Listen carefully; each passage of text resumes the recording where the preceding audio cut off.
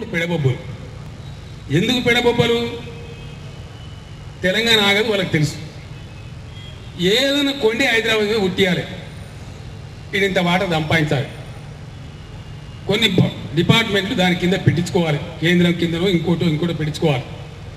హైదరాబాద్ ఇన్కంలో వాటా అడగాలి. ఇది దాని అనుకున్న కుట్ర. ఇది మనం గమనించి మెదలాలి. దీనికోసం మనం అప్రమత్తంగా ఉండాలి. ఎట్లా ఉండదంటే, ఒక దగ్గర ఆయన శ్రీకృష్ణ దేవరాయలు రాసి ఉండే కదా, అప్పుడు ఈ ఓటర్లు ఉండకు, పూటకూళ్ళ ఇల్లు అని ఉంటుండే. ఒక బాట మీద, ఒక బాటసార్లు పోయే బాట మీద పూటకూళ్ళ దంపతులు వాళ్ళిద్దరు ఉండ్రి. వచ్చేపోయే బాటసార్లకు అన్నం పెట్టు. వాళ్ళందరినీ మోసం చేస్తూ ఉన్నారు. ప్రజలు వచ్చి రాజు షికాయత్ చేస్తూ ఉన్నారు. అందరూ కూడా ఉపవాసం పోతున్నారు, వాళ్ళు మోసం చేస్తారు కాబట్టి. ఏమి చేద్దాంరా అని ఇంకా వేరే వాళ్ళని పంపిస్తే వాళ్ళు కూడా అట్లే మోసపోతారు. దీని పక్కా మనిషి తెనాలి రామకృష్ణుడు, ఆయన పంపాలని చెప్పి తెనాలి రామకృష్ణుని పంపిస్తారు. వీడైతే కొంత సమర్థుడు కదా, పంపిస్తే ఈయన కూడా పోతాడు. అమ్మ నమస్కారం, భోజనం కావాలి, ఇట్లా బ్రాహ్మణ్ణి, మంచిది రండి బాబు, ఏర్పాటు చేస్తాం. ఎంత అంటే ₹1 ఇస్తాడు.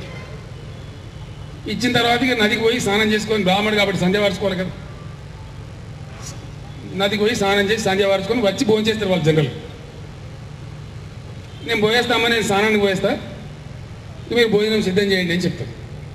వచ్చి ఏం చేస్తారు, నదికి ఓడు ఆ బల్ల కింద దాక్కుంటారు.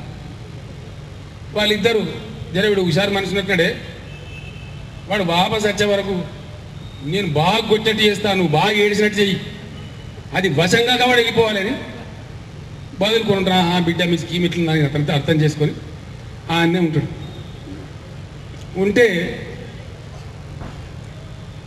లోపలిగా మామూలు లొల్లి కదా, కిచెన్లో కొట్టినట్టు ఏడ్చినట్టు, ఏ పాపం వాళ్ళే తనక చెప్తాను, మనకేం పెడతారు, పని వెళ్ళిపోవాలన్నాడు. వాళ్ళ స్కీమ్ అది. ఏదో లొల్లి పెడతాను. ఈయన బయటికి రాలే. వాళ్ళు ఇతరులు కలిసి చూస్తారు, వీడు వెళ్ళిపోయాడు, అయిపోయిందిగా, ఇవి కూడా డబ్బులు మనకి తిన్నాయి. చూసినావా, నేను బాగేయడం అని చెప్పింది ఏం కాలే, నువ్వు కొట్టినట్టు చేయమని నేను చెప్పలే. మంచం కిందకి వెళ్తాడు, నేను ఉన్నదే నయం కాలే అంటే అవి గట్ల అవతల జుట్టకెళ్ళి వెళ్ళట్టు ఉండాలి. మనం స్ట్రాటజీ అటువైపు పోవాలి. బట్టి ఆవేశపడి కొడతాం గుత్తామని మస్తు కూడా కొట్టలేమా. ఎప్పటికప్పుడు షార్ప్గా, నిశితంగా ప్రతి అంశాన్ని గమనిస్తూ, అనలైజ్ చేసుకుంటూ, ఇప్పుడు ఎక్కడ ఉన్న మన ఉద్యమ స్టేజ్ ఎక్కడ